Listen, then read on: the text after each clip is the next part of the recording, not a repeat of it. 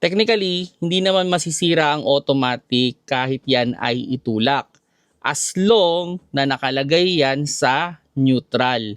Magkakaproblema lang kayo sa automatic pag tinulak nyo yan na nakalagay sa park. Kasi yung park, meron yan locking mechanism para hindi umikot yung gulong. So kung dun sa pagkakataon na ayaw mag-start yung kotse at kailangan yung ilagay sa neutral at hindi mag-start, may paraan naman dyan. Normally, dyan sa may shifter ninyo, meron dyan tinutusok. Yung iba, merong maliit na takip na tinatanggal at doon mo tutusukin para mailagay mo siya sa neutral. Hello mga paps, I'm Kuya Shane at naka-receive tayo ng question, masisira ba ang automatic pag tinulak? Actually ako, maraming pagkakataon na hindi naman nakastart yung kotse, pero naitutulak ko yung automatic. Like for example, yung nangyari sa akin nung mga nakaraang linggo. Nagka-problema ako sa battery. Unfortunately, do sa parking ko kasi medyo masikip. So, para makapasok ako, kailangan ko siyang itulak. Kaso ang problema, hindi nga mag-start.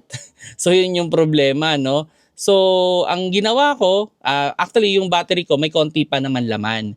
So, ginawa ko, switch on ko lang yung susi, nilagay ko dun sa parang umiilaw yung instrument panel, yung mga nakailaw yung mga check engine, yung mga oil sign, ilalagay ko lang yun dun, then aapakan ko yung preno, then mailalagay ko ng prelie na dun sa neutral. So pwedeng option yun.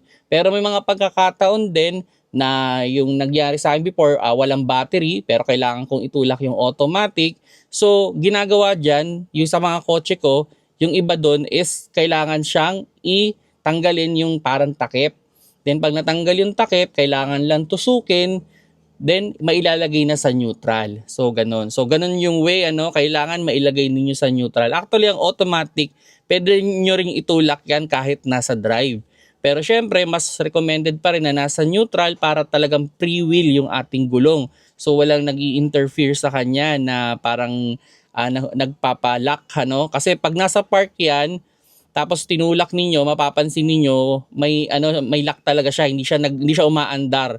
Although pag pinilit, na hindi naman recommended, nagdi-disengage din naman yung parking pole. Pero ang worst doon, baka siya masira yung parking pole. So baka lalo magkaroon kayo ng problema. So mas ideal, okay, na mailagay nyo siya sa neutral bago nyo siya itulak. Okay? So yun mga paps, sana nakakuha kayo ng konting idea with regards automatic. Hindi naman masisira ang automatic kahit yan ay itulak. Actually, several times na akong nagtulak ng automatic. Basta nailagay naman yan sa neutral, wala kayong magiging problema dyan. Okay? So yun, sana nakakuha kayo ng konting idea with regards automatic.